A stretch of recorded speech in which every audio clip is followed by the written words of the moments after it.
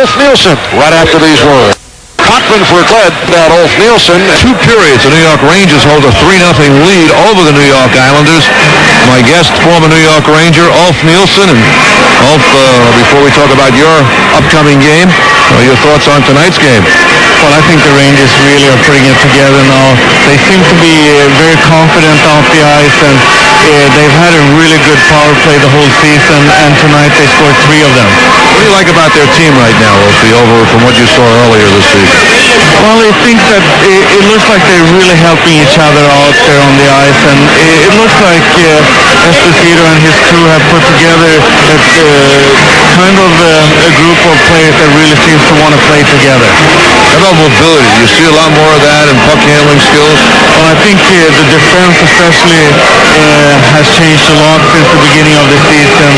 There are 6 guys now that can move the puck around pretty good and follow the play up too. That's amazing. We asked you to come on, and you of course wanted to come on and talk about your game, but Denis Potvin playing his last game possibly as an Islander here at Madison Square Garden.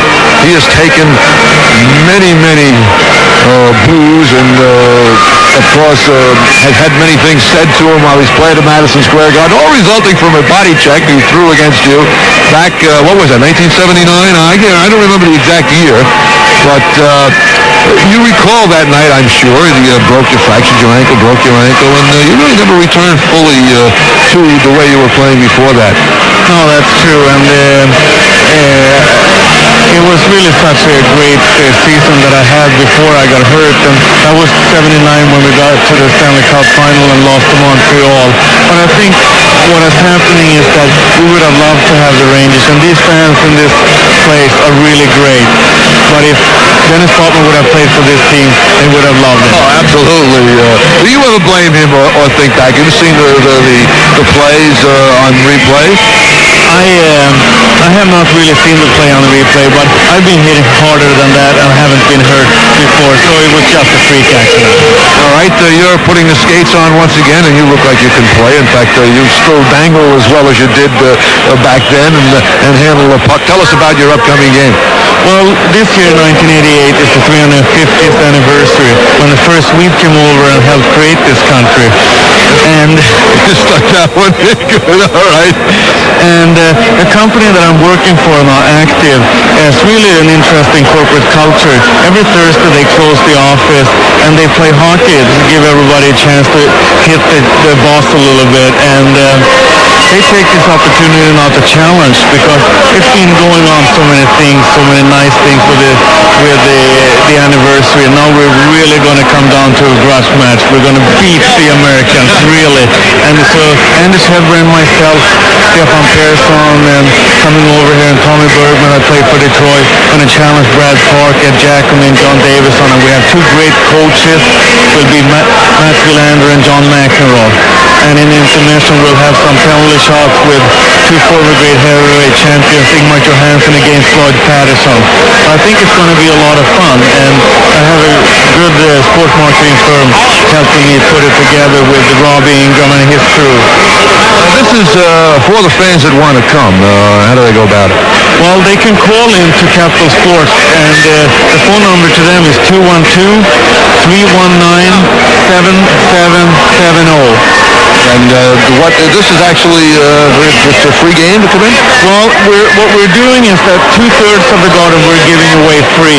The best seats, the red and the orange, because we're trying to make some money for Special Olympics, New York Special Olympics, and the World Wildlife Fund. So we have sponsors and Patreon packages for the best seats in the garden. So I'll give you the phone number again. It's 212-319-7770. All right, you mentioned a couple of our old friends coming back, Anders Hedberg, and what has he been doing now? I know he's been doing some coaching all over in Sweden. Well, not really coaching. He's working 2 jobs. He's with Manufacturers Hanover, and because it's not really professional sports over in Sweden, he's working 30% of his time with my old club team in Stockholm as sort of a liaison between the sponsors and also in charge of the recruiting for the AIK team in Stockholm. I mean, the coaches over in Sweden don't work for their teams full-time? I mean, does the head coach work as a full-time job in Sweden for the Swedish teams? Some of the club teams have full-time coaches, but there aren't all of them, and a lot of them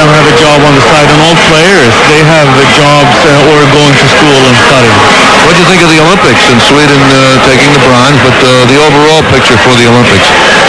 Well, I didn't really follow that many games, but it was too bad to see that United States and Canada United States couldn't be in the playoffs. It would have been nice to see them. But I was surprised to see the Swedish team doing so well because they didn't have the best players. Unfortunately, Näslund and Bengt-Åke Gustafsson that they had playing in the World Championship when they won last time.